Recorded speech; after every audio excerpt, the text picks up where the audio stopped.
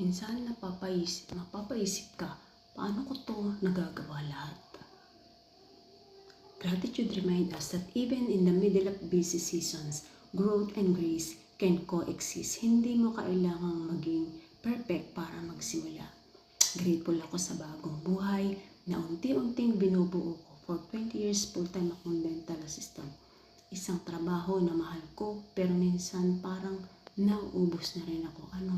Ang oras ko laging parang sa ibang tao pa. Pero dumating ang time na napapaisip ako, hanggang dito na lang ba ako?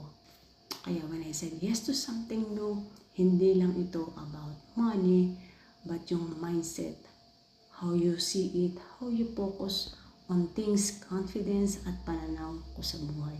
Dahil sa flexibility na meron ako ngayon, kaya ko magtrabaho at magturo sa anak ko, makapag-devotion, makapagpahinga at magplano ng future na hindi nakatali sa oras ng ibang tao.